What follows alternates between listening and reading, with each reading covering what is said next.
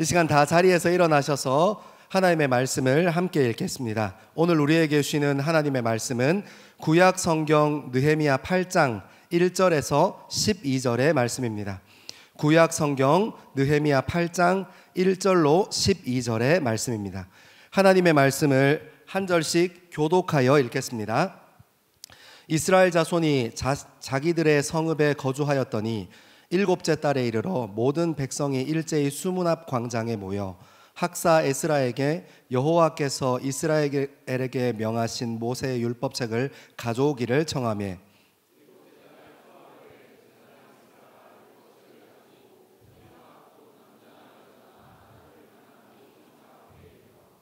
수문 앞 광장에서 새벽부터 정오까지 남자나 여자나 알아들을 만한 모든 사람 앞에서 읽음에 뭇 백성이 그 율법책에 귀를 기울였는데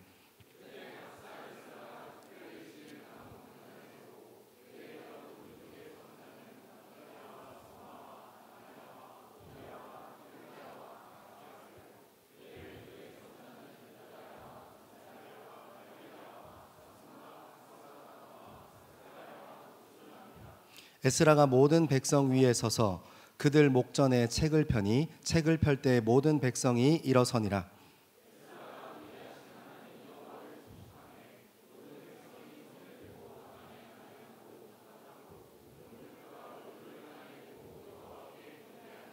예수아와 바니와 세레바와 야민과 악굽과 사부대와 호디야와 마아세야와 그리다와 아사랴와 요사밧과 하난과 블라야와 레위 사람들은 백성이 제자리에 서 있는 동안 그들에게 율법을 깨닫게 하였는데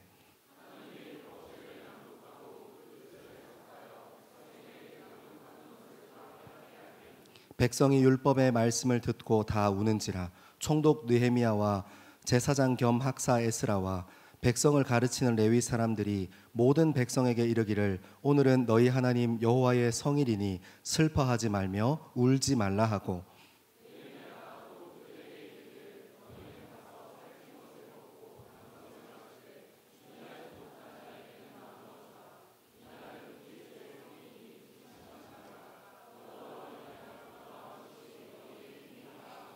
레위 사람들도 모든 백성을 정숙하게 하여 이르기를 오늘은 성일이니 마땅히 조용하고 근심하지 말라 하니 모든 백성이 곧 가서 먹고 마시며 나누어 주고 크게 즐거워하니 이는 그들이 그 읽어 들려준 말을 밝히 알미라. 아멘. 이 말씀은 살아계신 하나님의 말씀입니다. 여러분들의 삶에 포기 못할 것들이 있죠. 중요한 것들 있어요. 그래서 우리가 특별한 순간에는 더 반짝반짝 빛나게 우리의 삶의 우선순위가 드러나는데 평소에는 조금 묻어져 있고 조금 감추어져 있는 것 같지만 그래도 우리의 삶의 우선순위들은 있어요. 믿음의 사람들에게도 우선순위가 있다고 성경은 알려줍니다. 그래서 오늘 시작하면서 말씀 한 구절 찾아보려고 해요. 우리 출애굽기 8장입니다. 출애굽기 8장 25절에서 27절까지 말씀입니다. 같이 한번 읽겠습니다. 시작. 바로가 모세와 아론을 불러 이르되 너희는 가서 이 땅에서 너희 하나님께 제사를 드리라. 모세가 이르되 그리함은 부당하나이다. 우리가 우리 하나님 여호와께 제사를 드리는 것은 애굽 사람이 싫어하는 바인즉 우리가 만일 애굽 사람의 목전에서 제사를 드리면 그들이 그것을 미워하여 우리를 돌로 치지 아니하리이까. 우리가 사흘길쯤 광야로 들어가서 우리 하나님 여호와께 제사를 드리되 우리에게 명령하시는 대로 하려 하나이다. 아멘. 애굽에서 이스라엘 백성들은 430년 동안 종생활하고 있었습니다. 그래서 너무 힘들고 어려워서 하나님 이제 좀 구해 주십시오. 이 고통에서 좀 벗어날 수 있게 우리를 구원해 주십시오 하고 주님 앞에 기도하기 시작했고 그리고 하나님께서 예정하셨던 그 때가 되었어요. 그래서 하나님께서 모세라는 영도자를 세우셔서 그 이스라엘 백성들을 이끌어내십니다. 그리고 그 중간에 있는 내용이에요. 오늘 바로는 이렇게 얘기합니다. 너희들 예배해, 하나님께 예배해. 근데 다른 데 가지 말고 이 땅에서 예배해 라고 얘기합니다. 그런데 우리가 읽었던 27절의 말씀에 이 모세는 아주 단호하게 얘기합니다. 그럴 수 없습니다.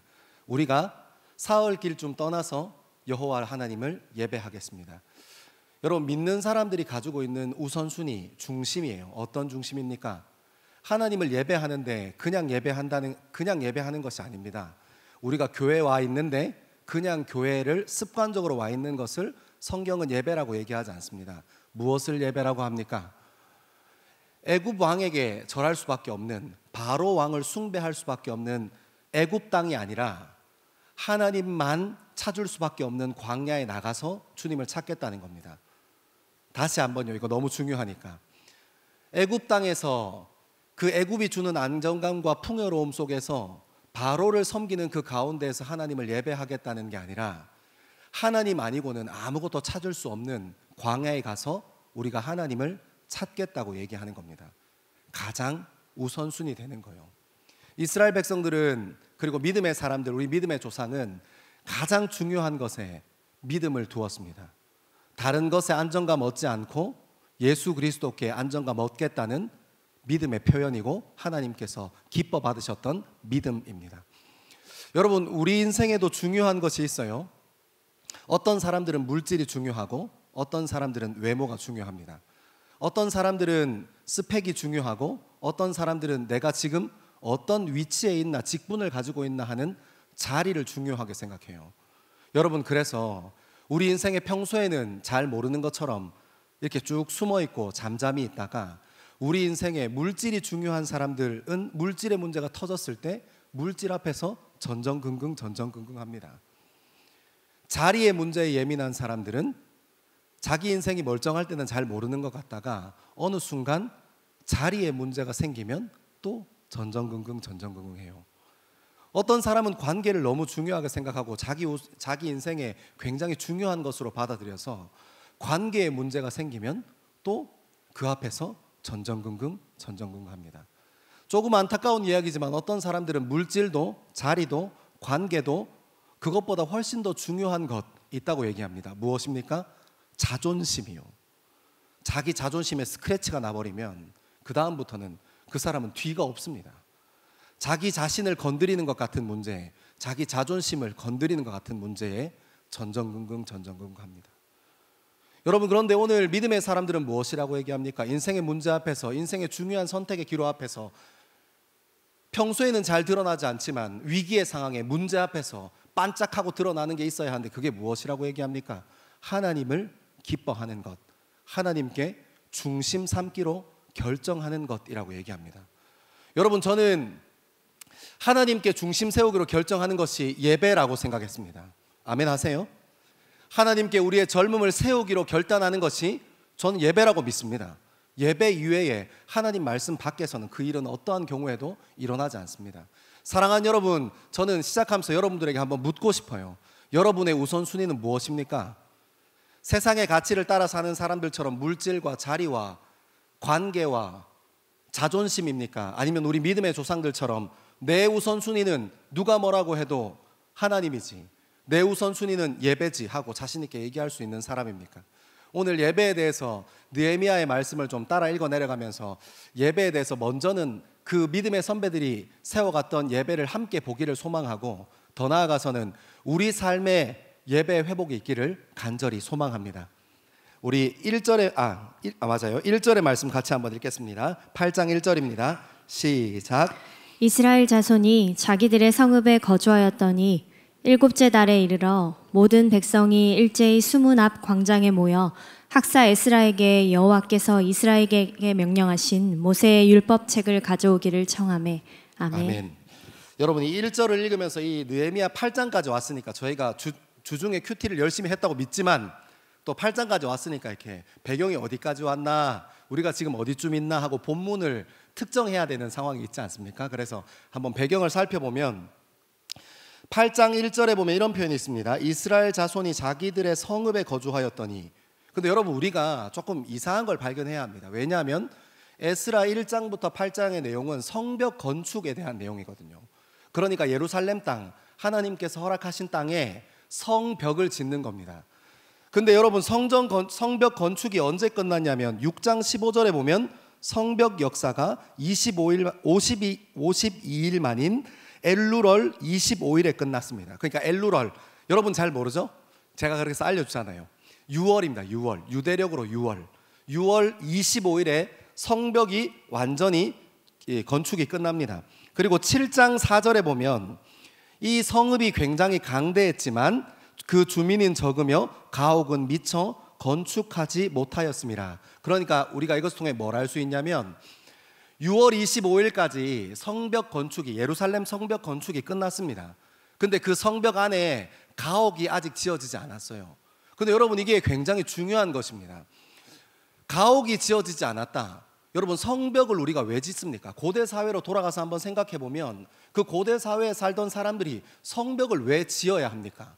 성벽 안에 자신들이 거주할 가옥을 짓기 위해서입니다. 이해하시죠?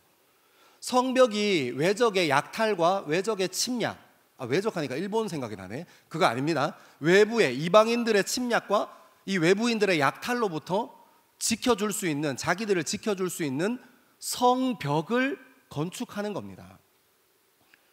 그래서 이 다음 순서는 자연스럽게 성벽을 건축했으면 그 안에 있는 가옥을 건축하는 것이 순서겠죠. 너무너무 자연스럽고 당연한 일입니다. 성벽을 지었는데 그 안에 가옥을 짓지 않아? 이게 더 문제인 거죠. 뭔가 문제가 일어난 겁니다. 근데 여러분, 이스라엘 백성들은 성벽을 지어놓고 6월 25일 날 공사를 마쳐놓고 7월 초하룻 날 다 함께 수문학 광장에 모이기로 결정합니다. 여러분, 이거 생각 잘해야 되는데 요즘처럼 카카오톡으로 연락하고 와이파이 터져서 전화하고 그리고 메일로 보내고 이런 세대가 아니잖아요, 지금 이때가. 그러니까 우리가 한번 상상해 본다면 성벽이 완공되어 갈 즈음이나 아니면 성벽 공사가 한참일 즈음에 이 느헤미야 혹은 학사 에스라가 무엇을 계획했냐면, 무엇보다 먼저 이 성벽이 완공되고 나면 가옥 짓는 걸 잠시 미루고 하나님의 말씀을 듣는 일을 먼저 해야겠어 하고 판단했던 것 같아요. 그러니까 6월 25일 날 완공되고 나서 쭉 사람들이 일일이 돌아다니면서 얘기했겠죠. 7월 달에 다시 모인대. 7월 달에 다시 모인대.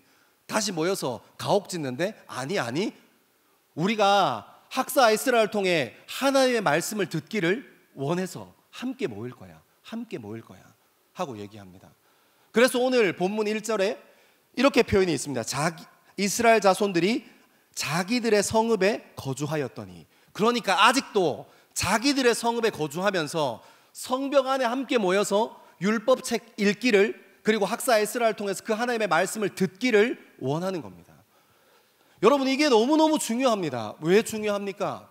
여러분, 우리가 성벽을 짓는 이유에 대해서 생각해 봤습니다. 그 안에 가옥을 짓고 이 외부인들로부터 약탈과 외부인들로부터 전쟁을 피하기 위해서 짓는다 했습니다. 근데 그 자리에서 가옥 짓기를 포기하고 하나님께 예배 드리기로 결정합니다. 하나님께 말씀 듣기로 결정합니다. 무엇입니까?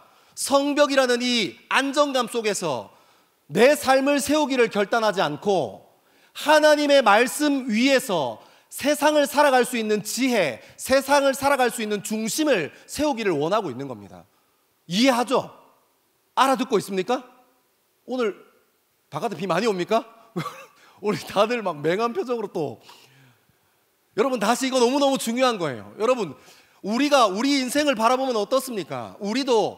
우리가 이렇게 얘기할 때 있습니다. 목사님 이번 이렇게 주일날 출석이 안 된 친구가 있으면 전화해서 이번 주일날 무슨 일이 있었냐 하고 물어보면, 목사님 제가 이번에 중요한 시험이 있는데 이 시험 치고 잘 준비해서 열심히 치고 그 다음에 시험 끝나면 복귀하겠습니다. 어떤 사람들은 목사님 중요한 프로젝트가 있습니다. 요거 잘 마치고 제가 교회 주일 봉사도 복귀하고 주일 예배도 복귀하겠습니다 하고 이렇게 저한테 얘기해 주는 친구들이 있어요. 근데 여러분, 그것이 무엇입니까? 세상이 주는 안정감 위에서 신앙생활하고 싶어하는 우리의 우선순위의 적나라한 모습이라는 겁니다. 여러분, 오늘 하나님 말씀에 드러나는 성벽 건축이 완성되고 난 후에 가옥을 짓지 않는 것, 그러니까 이 세상이 주는 안정감 위에서 하나님을 예배하겠다는 게 아닙니다. 이 세상이 주는 든든함 위에서 하나님을 예배하겠다는 게 아닙니다. 무엇입니까? 자기들이 안정감을 누릴 수 있는 성벽 안에 가옥을 짓는 일을 통째로 흔들어 버립니다. 그래도 처음은 하나님이야. 그러니까 무엇을 작정하고 무엇을 고백하는 겁니까? 하나님을 예배하는 것 위에, 하나님의 말씀 위에, 하나님의 십자가 위에, 예수 그리스도의 그 사랑 위에 무엇을 세우고 싶은 겁니까? 세상을 살아갈 수 있는 중심을 세우는 겁니다. 완전 거꾸로 됐죠. 완전 다르죠. 여러분, 이 우선순위 우리 인생에 너무너무 중요합니다. 그러면 저한테 이렇게 질문할 수 있다고 생각해요. 목사님은 목사님이시니까 맨날 교회에만 있죠. 그러면 목사님, 교회 전부를 다 걸란 말입니까? 아침부터 저녁까지, 월요일부터 주일까지 항상 교회에만 있는 게 옳습니까? 여러분, 제 믿음의 선배들이었던 우리 선배 목사님들은 그런 얘기 하셨어요. 여러분 알죠? 여러분들 부모 세대에는 그런 얘기 들었습니다. 무조건 교회 와라, 교회 안에 있어라, 교회 안에 거해라. 근데 여러분, 제가 목사가 되고도 지금 뭐 6, 7년이 지났는데도 저는 여전히 그 선배들의 말씀에 동의 못해요. 제가 믿음이 없나 봐요. 여러분, 진짜 중요한 것은 여러분이 월요일부터 주일까지 교회 와서 사는 게 중요한 게 아닙니다. 여러분들이 아침부터 저녁 늦은 시간까지 교회 와서 있는 게 중요한 게 아닙니다. 진짜 중요한 것은 하나님께서 여러분들에게 전부를 원하시는지 아니면 여러분들에게 부분을 원하시는지는 모르겠지만, 저는 사람이고 무지하고 둔한 사람이라서, 저는 목사지만 그거 잘 몰라요. 하지만 여러분, 하나님 말씀 앞에 서 있으면 여러분은 압니다. 하나님께서 저를 어떻게 부르시는지 적어도 저는 알아요. 저는 다른 사람들을 하나님께서 어떻게 부르시는지 잘 모르겠어요. 여러분들의 전부를 원하시는지, 정말 옛날에 어른들이 얘기하셨던 것처럼 월요일부터 주일까지 아침부터 저녁까지 무조건 교회에 와서 이렇게 있는 게 복이다, 이렇게 얘기하실지, 전부를 원하실지, 아니면 여러분의 삶의 부분을 원하실지, 그것은 전 잘 모르겠습니다. 사랑하는 여러분, 하지만 확실한 것 한 가지는 하나님께서 거룩한 부담으로 여러분의 삶 가운데 부르심이 있다는 것은 저는 명확하게 압니다. 여러분, 우선순위를 어디에 세우십니까? 혹시 옛날에 목사님들이 얘기하셨던 것처럼 전부를 드려야 하니, 그럼 어떻게 해요? 그 광신도잖아요. 이렇게 하고 여러분 여기서 또 빠져나가고 싶습니까? 아니요. 오늘 이스라엘 백성들은 세상이 주는 성벽이라는 안정감, 세상이 주는 안정감 위에서 하나님을 예배하겠다고 중심 세우지 않았습니다. 그들이 마땅히 누릴 수 있는, 성벽 공사하면서 열심히 공사해서 누릴 수 있는 그 안정감마저 뒤 흔들어 버리고, 그들은 거기서 자기 성읍에 거주하면서 다시 성벽 안에 모여서 예배하기 시작했습니다. 사랑하는 여러분, 오늘 이 말씀 앞에서 저와 여러분이 하나님의 말씀 위에 하나님의 사랑 안에서 이 세상을 살아갈 수 있는 용기와 중심을 세우길 소망합니다. 너무너무 중요합니다. 그리고 하나님께서 여러분들에게 전부를 원하시는지 부분을 원하시는지 모르지만, 그 거룩한 부르심 따라서 여러분의 우리 젊음을 주님께 한번 쓰임받는 일에 한번 내어드리는 저와 여러분 되기를 소망합니다. 우리 조금 더 읽어봅시다. 우리 1절에서 6절까지 말씀입니다. 1절에서 6절입니다. 시작.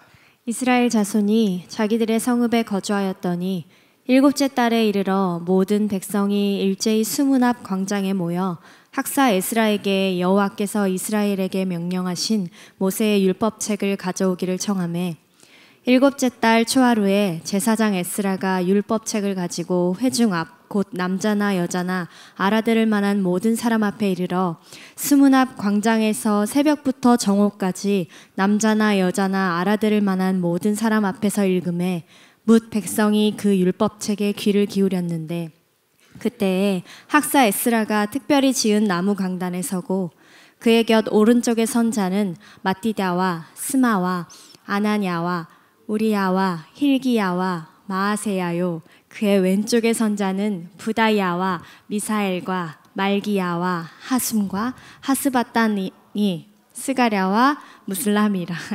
에스라가 모든 백성 위에 서서 그들 목전에 책을 펴니 책을 펼 때에 모든 백성이 일어서니라. 에스라가 위대하신 하나님 여호와를 송축하매 모든 백성이 손을 들고 아멘 아멘 하고 응답하고 몸을 굽혀 얼굴을 땅에 대고 여호와께 경배하니라. 아멘. 아멘.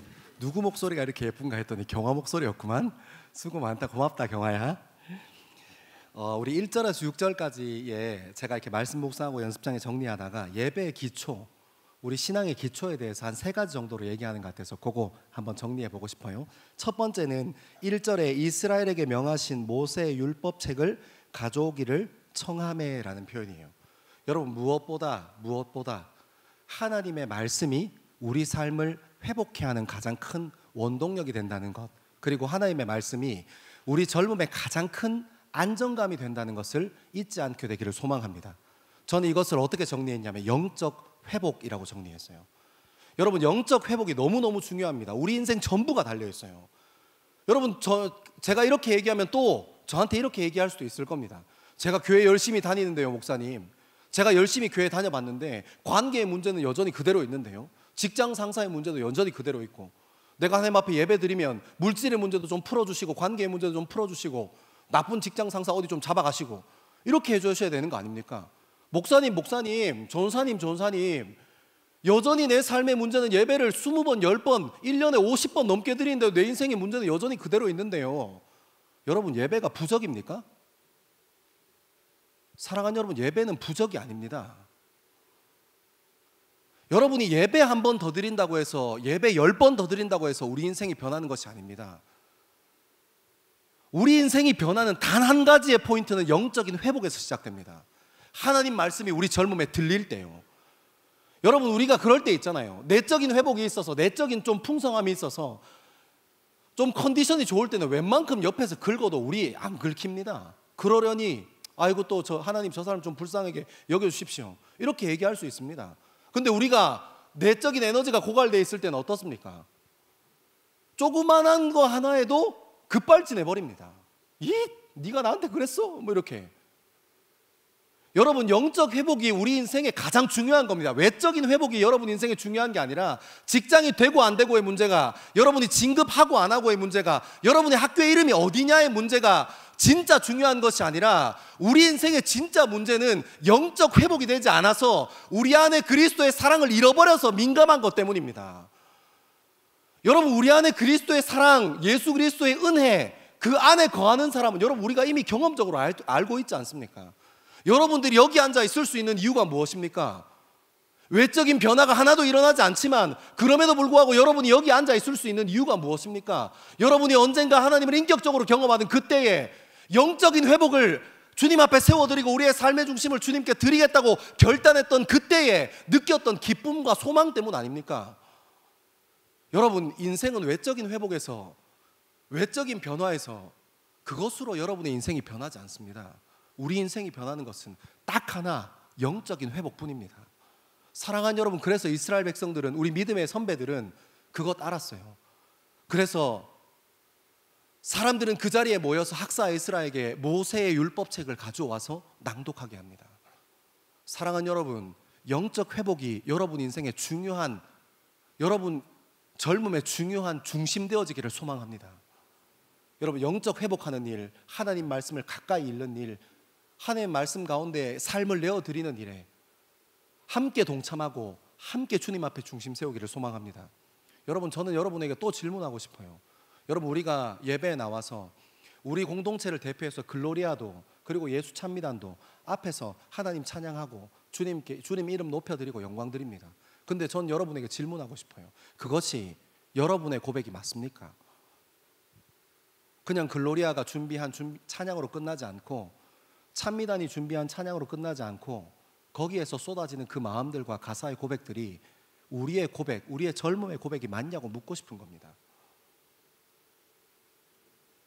만약에 습관적으로 나와서 그 사람들이 찬양할 때 글로리아가 찬양하는구나, 습관적으로 나와서 찬미단이 찬양할 때 찬양하는구나 하고 있으면 여러분의 인생의 영적 회복을 다시 한번 점검해 보십시오.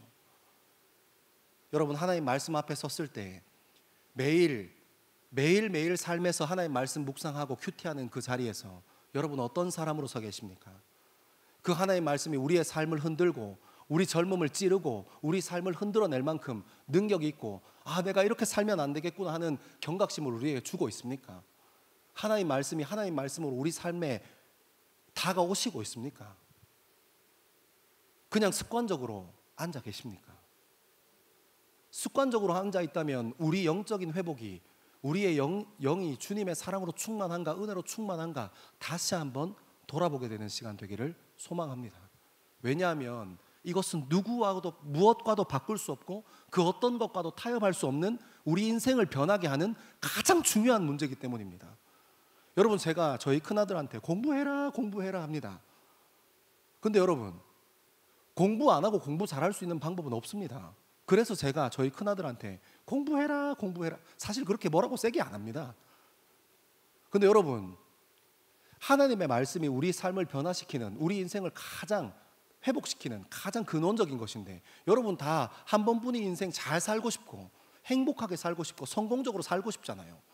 근데 제가 목사가 앞에서 말씀 봐라 말씀 봐라 하는데 큐티 안 하고, 막 큐티 했냐고 물어보면 분위기 싸해지고, 막 이게 무슨 일입니까? 여러분 진짜 오늘 무슨 일이 있어요? 이거 내가 좀 지금 설교가 길어가지고 빨리빨리 넘어가야 되는데 여러분 표정 보니까 좀 웃기고 가야 되나 마음도 들고, 막 마음이 굉장히 복잡합니다.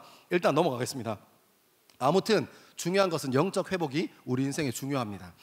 두 번째는 2절과 3절에 나오는데 어떤 표현이 있냐면 곧 남자나 여자나 알아들을 만한 모든 사람 앞에 라는 표현이 있습니다.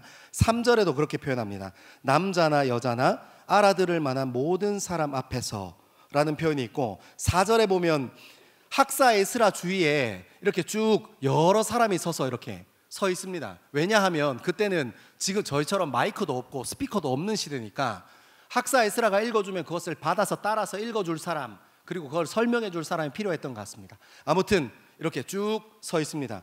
그리고 곧 남자나 여자나 알아들을 만한 모든 사람 앞에, 제가 이게 표현이 왜 이런가 해서 궁금해서 책을 좀 찾아봤더니 이게 무슨 표현이냐면, 지금 바벨론 포로 생활을 마치고 70년 뒤에 1차 포로 기한이 있고, 그 다음에 또 뭐 중간에 60년 띄어 있고, 그 다음에 13년 띄어 있고, 이렇게 중간에 이렇게 공백이 크잖아요. 그러니까 어떤 상황이 발생했냐면, 이 사람들이 지금 학사 에스라가 읽어주는 모세 율법책을 듣는 사람들이 거의 대부분 바벨론 태생인 거예요. 민족은 유대인인데 바벨론에서 나고 자란 사람들이 대부분인 거야. 그러니까 이런 표현을 쓴 거예요. 알아들을 만한 사람.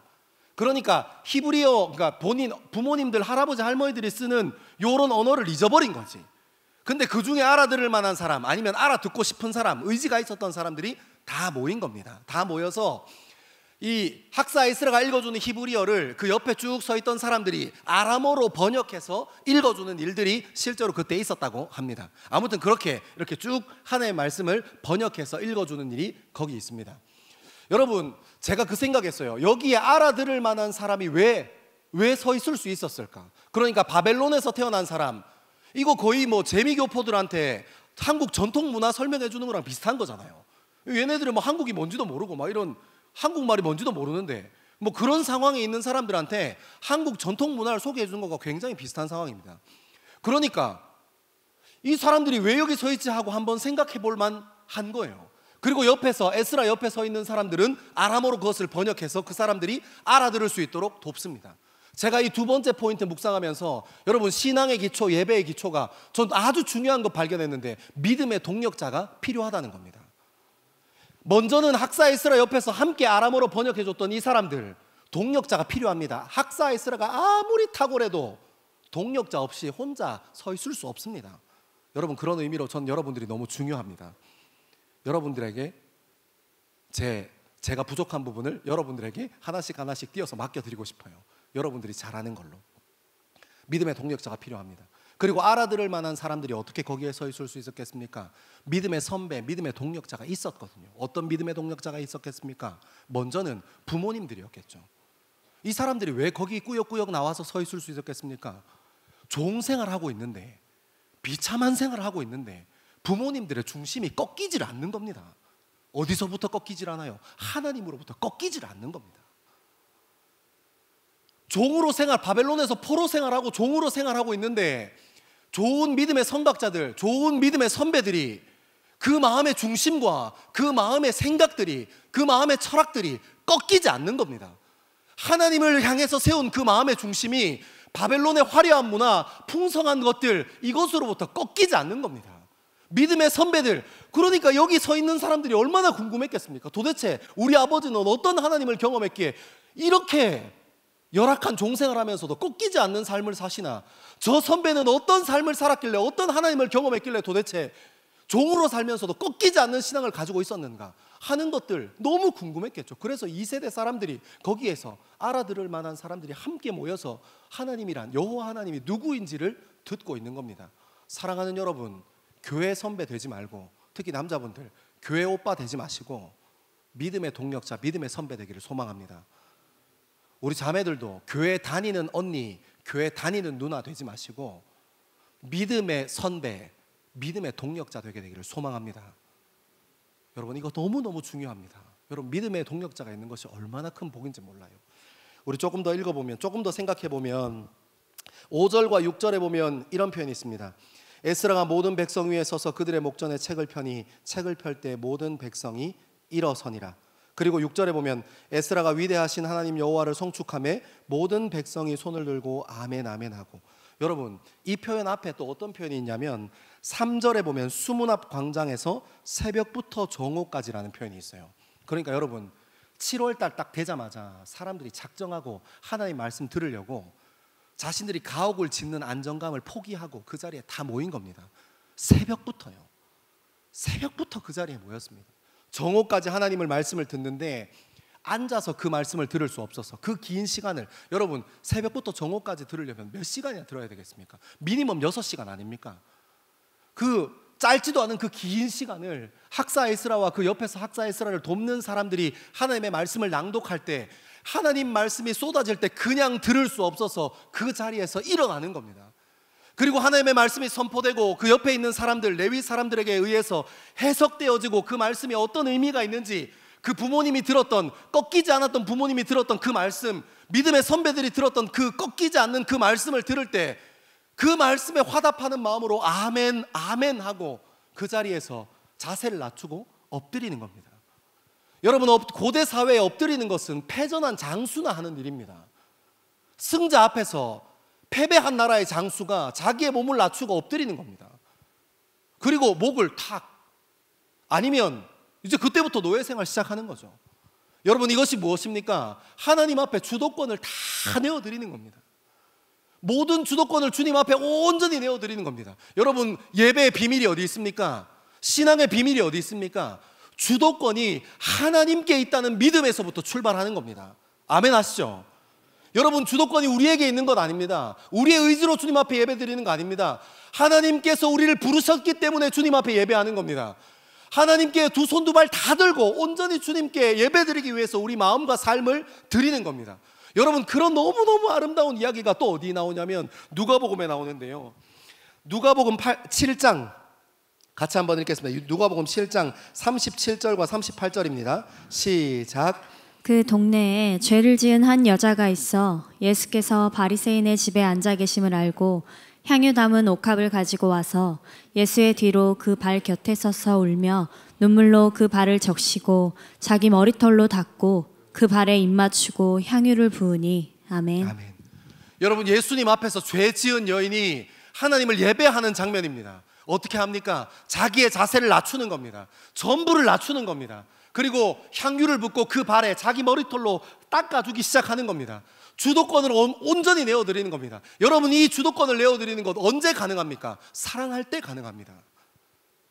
여러분, 제가 제 생명보다 더 귀한 자녀들을 키워보니까 얘네들이 요즘 제가 이렇게 누워있으면, 침대에 누워있으면 큰애는 저한테 와서 아주 노골적으로 얘기합니다. 아빠, 괴롭혀도 돼? 이 무슨 협박도 이런 협박이 있습니까? 중3짜리가 내가 안 돼 하면 그럴 줄 알았지 하고 괴롭히기 시작합니다. 왜 물어보는 거야 도대체? 둘째는 물어보지도 않아요. 아빠 있네? 하고 뛰어듭니다. 얘네들이, 여러분 저희 두 아들 본 사람은 알지만 얘네들이 기골이 저 닮아서 기골이 장대해요. 뭔지 알죠? 100m 뒤에서 봐도 누군지 알고 200m 뒤에서 봐도 똑같이, 이 100m 뒤에서 본 거랑 200m 뒤에서 본 거랑 똑같은 애들 있죠. 그런 애들이 우리 애들입니다. 무릎으로 찍으면 진짜 주먹을 들어서 아주 작사를 내주고 싶어요. 근데 빼시시 웃어요. 그럼 제가 어떻게 합니까? 그 아이의 놀이터가 되도록, 사랑하는 두 아이의 놀이터가 되도록 그냥 그때부터 당해주는 겁니다. 거기서 반응하죠? 더 오래 가요? 그냥 가만히 있어야 돼. 그때는 나 죽었네 하고. 여러분, 주도권을 내어드리는 겁니다. 온전히 주도권을 내어드리는 거예요. 여러분, 사랑할 때 주도권을 내어드릴 수 있습니다. 주님 참되게 예배하고 싶은 사람, 주님께 예배에 대한 영적인 회복에 대한 갈망이 있는 사람, 주님 앞에 온전히 주도권을 내어드리십시오. 여전히 내 의가 살아서, 내 혈기가 살아서 하나님의 말씀은 하나님의 말씀이고 내 삶은 내 삶이고 이렇게 하지 마시고 한번 주님께 한번 내어 맡겨보십시오. 그분이 우리 삶을 다스리고 통치하시도록 우리의 젊음의 주도권을 온전히 주님 앞에 한번 내어드려 보십시오. 하나님께서 어떻게 일하시는지. 우리 7절과 8절, 7절에서 9절의 말씀 같이 한번 읽겠습니다. 7절에서 9절입니다. 시작. 예수아와 바니와 세레비아와 야민과 악굽과 사부대와 호디야와 마아세야와 그리다와 아사랴와 요사박과 하난과 블라야와 레이 사람들은 백성이 제자리에 서 있는 동안 그들에게 율법을 깨닫게 하였는데 하나님의 율법책을 낭독하고 그 뜻을 해석하여 백성에게 그 낭독하는 것을 다 깨닫게 하니 백성이 율법의 말씀을 듣고 다 우는지라. 총독 느헤미야와 제사장 겸 학사 에스라와 백성을 가르치는 레위 사람들이 모든 백성에게 이르기를 오늘은 너희 하나님 여호와의 성일이니 슬퍼하지 말며 울지 말라 하고. 아멘. 아멘. 여러분 8절에 보면 이런 표현이 있습니다. 7절에는 이제 학사 에스라를 돕는 사람들이 함께 그 사람들이 그 자리에 수문 앞에 모인 사람들이 하나님의 말씀을 이해할 수 있도록 그리고 삶에 적용할 수 있도록 도왔다 하고 얘기하고 8절에는 백성에게 낭독하는 것을 다 깨닫게 하니 그러니까 하나님의 말씀이 그 사람들 삶 가운데 그냥 그 사람들이 서 있는 게 그냥 엎드려 있는 게 아멘 아멘 하는 게 아니라 그 사람들 삶 가운데에 하나님 말씀이 들려졌다 하는 표현입니다. 그리고 9절에 백성이 율법의 말씀을 듣고 다 우는지라 얘기합니다. 여러분 하나님 말씀이 들리니까 하나님 말씀이 우리 삶 가운데 임하니까 우리 젊음 가운데 임하니까 어떻게 되는 거예요? 주님 앞에 눈물을 내어드리기 시작하는 겁니다. 여러분 이거 너무너무 중요합니다. 여러분 눈물이 그렇다고 모든 눈물이 진정성을 담고 있지는 않습니다. 뭐 어떤 눈물은 가식적인 눈물이 있을 때 있습니다. 하지만 여러분 저는 목회자로 살면서 명확하게 하나 자신 있게 얘기할 수 있는 것은 하나님 말씀이 쏟아졌는데 그 자리에서 흘리는 눈물은 가식적인 눈물을 본 적이 없습니다. 왜 그렇습니까? 왜 하나님의 말씀이 선포될 때 우리가 눈물 짓는 겁니까? 모세오경에서 얘기하신 하나님이 어떤 분이십니까? 힘있고 능력이 있어서 애굽에서도 우리를 인도해내신 하나님, 그 하나님께서 지금 바벨론 포로되었던 우리를 인도해내셨던 하나님과 같은 분이라고 얘기하는 겁니다. 우리가 여전히 죄인 되었을 때, 여전히 우리가 죄 가운데 있을 때에도 하나님 한 번도 포기하지 않으시고 우리를 구원의 길로 이루도록 인도하시는 분이 누구라고 말씀하시는 겁니까? 하나님이라고 얘기하는 겁니다. 우리 인생을 인도하시는 분, 이스라엘 민족 전체를 인도하시는 분, 이스라엘 전체를 포기하지 않으신 그 하나님, 우리 젊음을 포기하지 않으시는 그 하나님요. 백성들이 하나님의 말씀 앞에 모세오경 앞에서 무엇을 고백했습니까? 그 시련과 그 역경, 그러니까 선배들이 경험했던 애굽에서의 그 어려움과 지금 자기들의 부모님과 자기들이 경험했던 이 바벨론에서의 어려움을 다시 회상하면서 무엇을 고민하고 무엇을 생각했습니까? 자기의 한계요. 우리의 한계요. 우리가 능력 없음이요. 우리 인생인데, 내 인생인데 내 마음대로 사라지지 않는 우리 인생이요. 우리의 한계를 경험하게 되는 겁니다. 사랑하는 여러분, 오늘 이 하나님의 말씀이 여전히 살아있어서 우리 삶 가운데도 똑같이 적용됩니다. 어떻게 적용됩니까? 우리도 하나님 말씀 앞에서 어떻게 울 수 있습니까? 우리를 구원하시겠다고 약속하시는 그 하나님, 우리 죄를 위해서 십자가에 달리신 그 하나님, 우리를 여전히 한 번도 실수하지 않으시고 포기하지 않으셔서 우리를 구원의 길로 인도하시겠다는 그 하나님 앞에서 우리가 왜 우리의 마음의 문을 열고 눈물 짓고 그 은혜 안으로 들어갈 수 있는 겁니까? 눈물을 흘릴 수 있는 겁니까? 우리의 인생을 알기 때문입니다.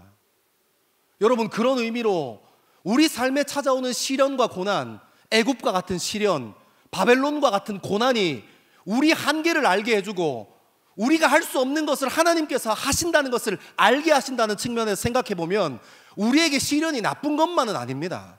우리에게 고난이 나쁜 것만은 아닙니다. 그래서 여러분, 제가 이거 묵상하다가 연습장에 여기까지 딱 정리해놓고 기도했어요. 하나님, 제가 사랑하는 청년들, 제가 사랑하는 우리 자녀들, 제가 사랑하는 제 인생, 하나님 필요하시면 하나님께 집중 못하거든.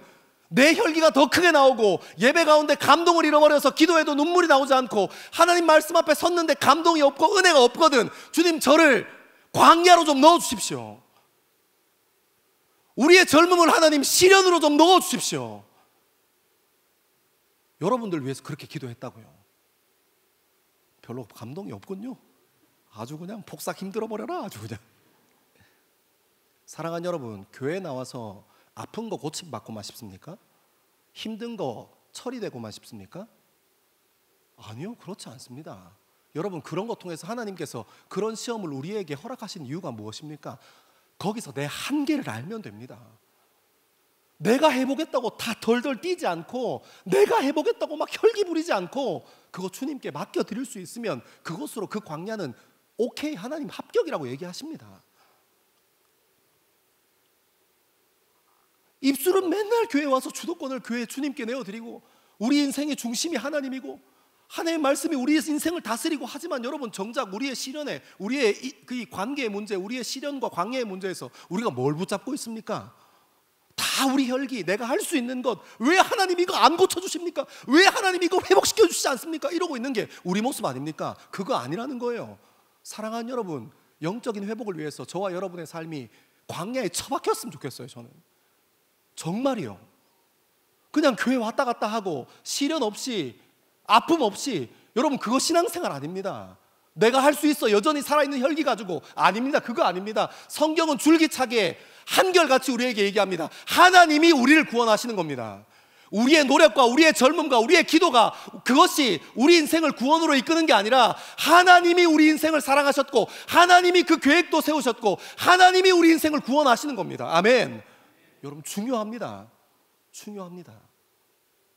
사랑하는 여러분, 우리 인생에 흔들림이 필요한 때가 있습니다. 여러분, 삶의 자리가 흔들리십니까? 물질 문제 때문에, 관계 문제 때문에, 혹시 내가 이루고 싶어 하는 것들이 이루어지지 않아서 여러분의 인생이 흔들리십니까? 기억하십시오. 하나님께서 주도권 받고 싶은 겁니다. 하나님께서 그 중심 받고 싶은 겁니다. 왜요? 하나님은 하실 수 있거든요. 하나님은 세워가실 수 있거든요. 어떻게 해요? 애굽에서 430년간 종생활하던 이스라엘 백성들을 불러내셨던 것처럼, 바벨론에서 70년 동안 종살이하던 이스라엘을 불러내셨던 것처럼, 여전히 죄 가운데 있는 우리들을 구원의 자리로 불러내셨던 것처럼, 하나님은 여전히 하실 수 있거든요. 사랑하는 여러분, 이 언약의 말씀에 매이는 저와 여러분 되기를 소망합니다. 그래서 은혜 안에 있을 때 우리의 눈물이 회복되는 겁니다. 예배가 회복되기 시작하는 겁니다. 교회 왔다 갔다 하는 사람 아니라 하나님 말씀에 푹 잠기고 하나님의 은혜에 푹 잠기는 저와 여러분 되기를 소망합니다. 우리 10절에서 12절 읽겠습니다. 10절에서 12절입니다. 시작. 느헤미야가 또 그들에게 이르기를, 너희는 가서 살찐 것을 먹고 단 것을 마시되 준비하지 못한 자에게는 나누어 주라. 이 날은 우리 주의 성일이니 근심하지 말라. 여호와로 인하여 기뻐하는 것이 너희의 힘이니라 하고, 레위 사람들도 모든 백성을 정숙하게 하여 이르기를, 오늘은 성일이니 마땅히 조용하고 근심하지 말라 하니, 모든 백성이 곧 가서 먹고 마시고 나누어 주고 크게 즐거워하니, 이는 그들이 그 읽어 들려준 말을 밝히 암이라. 아멘. 10절에 느헤미야가 이렇게 얘기합니다. 너희는 가서 살찐 것을 먹고 단 것을 마시되 준비되지 못한 자에게는 나누어 주라. 그리고 12절에는 모든 백성이 곧 가서 먹고 마시며 나누어 주고 크게 즐거워했다라고 표현합니다. 여러분, 하나님 말씀이 실제라는 겁니다. 근데 여기 보니까 되게 애매한 이야기가 나오더라고요. 너희 살찐 것을 잡아먹고 단 것도 먹어도 돼. 근데 혹시 준비되지 못한 자가 있을 수 있으니 나눠줘. 여러분, 이거 어색하지 않으세요? 하나님의 말씀이 임했습니다. 세상이 주는 안정감 아니고 하나님이 주는 안정감이 우선이어서, 세상이 주는 안정감 위에서 하나님께 예배하고 싶은 게 아니고, 하나님이 주는 안정감 위에서 이 세상을 살아갈 수 있는 중심을 달라고, 이렇게 고백하는 사람들이 지금 끝에 가보니까 여전히 준비되지 못한 사람이 있다고 얘기해요. 제가 이 말씀 정말 이해가 안 가더라고요. 그래서 이 말씀 묵상하다 여기까지 딱 정리하고 멈춰 섰습니다. 제 마음에 엉뚱한 마음이 들어왔어요. 하나님께서 공의로우시고 하나님께서 공평하신 분이신데 왜 이 세상을 높은 곳이 있고 낮은 곳이 있도록 만드셨고, 힘 있는 것이 있으면 약한 것이 있도록 만드셨습니까? 저한테는 굉장히 중요한 질문이었어요. 하나님 공평하시다면서요. 다 하나님 말씀을 듣고 그 자리에서 하나님 말씀을 깨달아 눈물 흘렸던 그 예배하는 사람들 가운데에도 준비된 사람이 있고 준비되지 않은 사람이 있다는 걸 알게 하세요. 제가 이거 연습장 펴놓고 묵상하다가 하나 알게 된 게 있습니다. 흐름이더라고요. 하나님께서 만들어 놓으신 창조의 질서는 높은 곳에서 낮은 곳으로 흐르게 되어 있어요. 강한 곳에서 약한 곳으로 흘러가게 되어 있더라고요. 근데 여러분, 이 세상의 아픈 이유가 무엇입니까? 하나님이 만들어 온 창조 질서를 거꾸로 보더라고요. 낮은 곳에서 위로 돈이 올라가더라고요. 약한 곳에서 강한 곳으로 자리들이 다 옮겨가더라고요. 하나님께서는 높은 곳과 모든 것을 평평하게 만들어 놓으셔서 평평한 곳에 물을 두면 금방 썩어버리잖아요. 하나님께서는 높은 곳과 낮은 곳을 만드셔서 하나님의 창조의 질서는 높은 곳에서 낮은 곳으로 흐르라고 만들어 주셨는데, 강한 것에서 약한 것으로 흐르도록 만들어 주셨는데, 이 땅에 여전히 타락해 있는 이 세상의 가치는 낮은 곳에서 높은 곳으로 끌고 올라가더라고요. 물질도 끌고 올라가고 권력도 끌고 올라가고 힘도 끌고 올라가고, 그러니까 이 세상이 엉망이 돼버렸어요. 여러분, 그 창조의 질서가 회복되는 자리인 겁니다.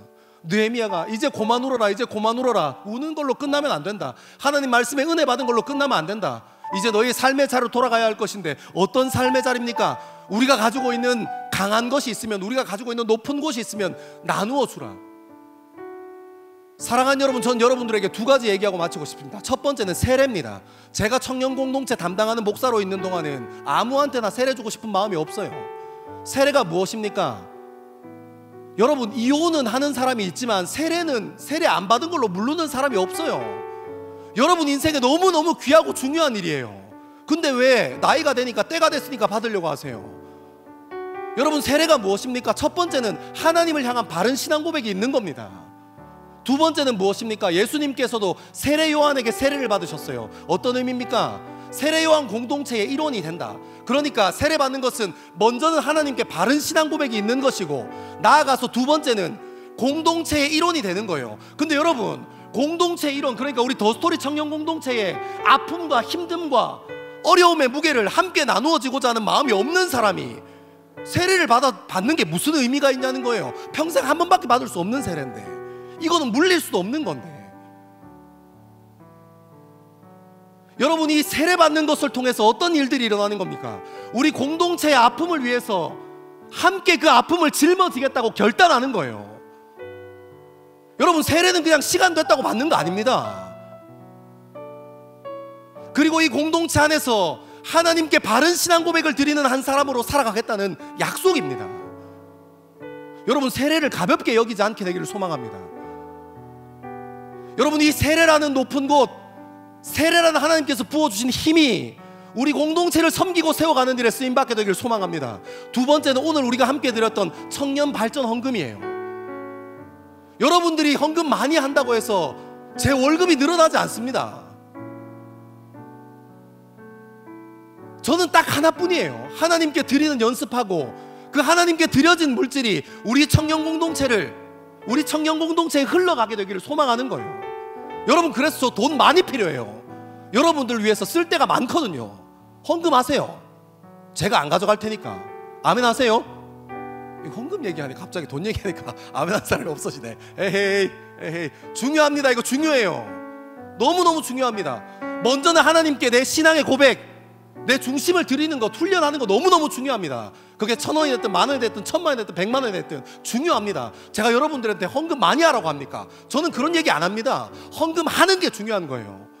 그리고 그 물질이 어떻게 되는 거예요? 하나님의 선하신 계획과 선하신 인도하심에 따라서 다시 여러분의 공동체로 흘러가고 스며드는 거예요. 오늘 본문에 나오는 것처럼 준비되지 못한 자가 있을 수 있으니 그 사람들 것도 너희가 챙겨라고 얘기하는 겁니다. 사랑하는 여러분, 이 공동체의 아픔, 공동체의 무게를 함께 나눠지는 저와 여러분 되기를 소망합니다. 그래서 여러분, 영적인 회복도 필요하고 영적인 은혜도 필요하고 그리스도의 십자가도 우리 인생에 필요한 것입니다. 사랑하는 여러분, 믿음 생활하면서 믿음이 있다고 하면서 여러분 이기적으로 우리의 젊은만을 위해서 살지 않게 되기를 소망합니다. 나와 함께하는 사람을 위해서 중보하고 기도하고 옆에 있는 사람을 품어주고 좋은 믿음의 동력자로 세워가고, 그리고 더 나아가서 내가 가진 것들, 하나님께서 내 지갑을 주목하실 때, 하나님께서 나의 높음과 나의 강함을 주목하실 때 그것 언제든지 깨어서 내 주변에 있는 공동체 의원들에게 함께 흘려보내는 저와 여러분 되기를 소망합니다. 여러분, 오늘 그것을 무엇이라고 합니까? 예배라고 합니다. 여러분, 착각하지 마십시오. 예배는 주일 한번 나와서 예배 드리고 집에 돌아가는 걸로 끝 아닙니다. 그 하나님께서 내게 주신 말씀, 우리 찬양을 통해 고백하게 하시는 그 고백 통해서 그거 붙잡고 일주일 동안 살라고 하시는 겁니다. 그렇게 공동체가 세워져 가기를 고대하시는 하나님 마음이 우리 공동체의 마음이 되기를 소망합니다. 우리 이 시간 다 자리에서 일어나셔서 더 깊은 예배의 자리로 함께 나아가겠습니다. 하나님이 원하시는 예배는, 하나님이 원하시는 예배는 나의 몸을 산제사로 드리는 것, 내 몸을 저순종함으로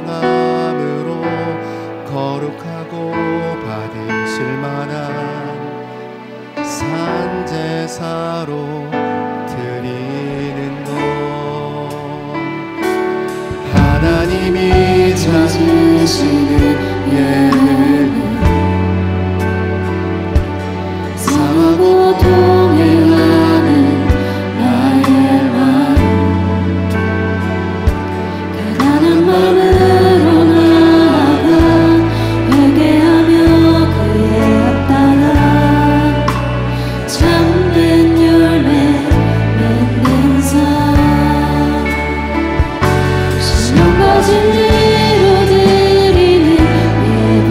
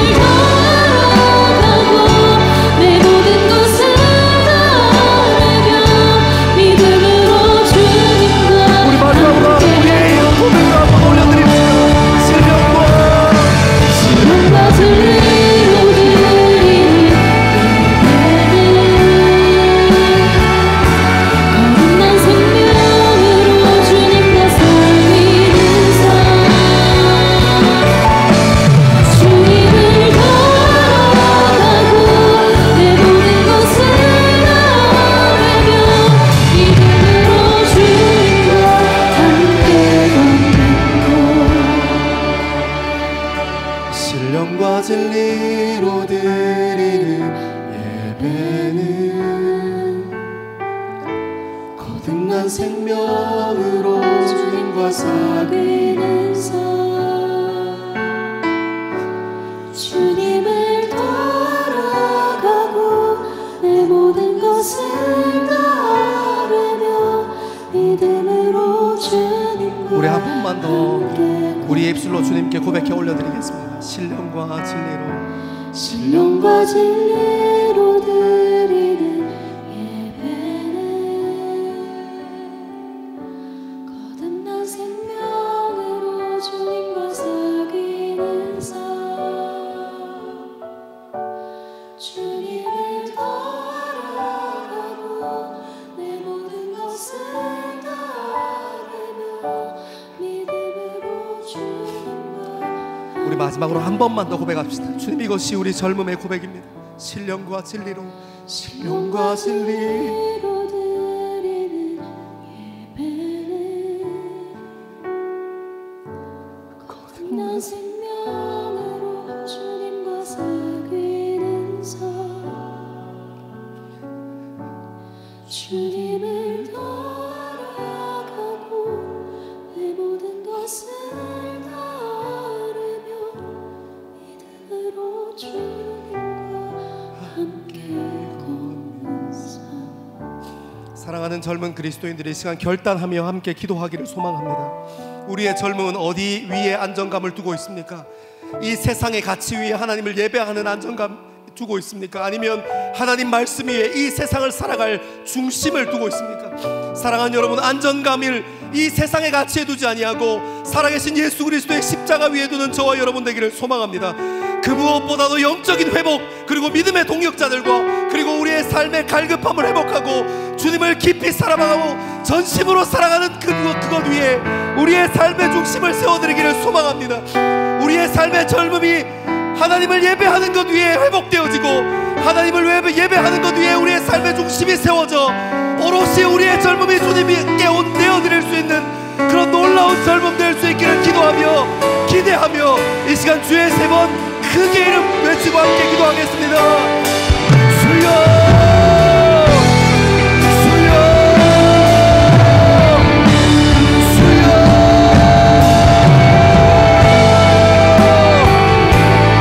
아버지 하나님, 아버지 하나님, 우리 인생의 안정감을 하나님 다른 곳에 두지 아니하고 하나님 말씀 위에 세울 수 있게 되는 역사하여 주옵소서.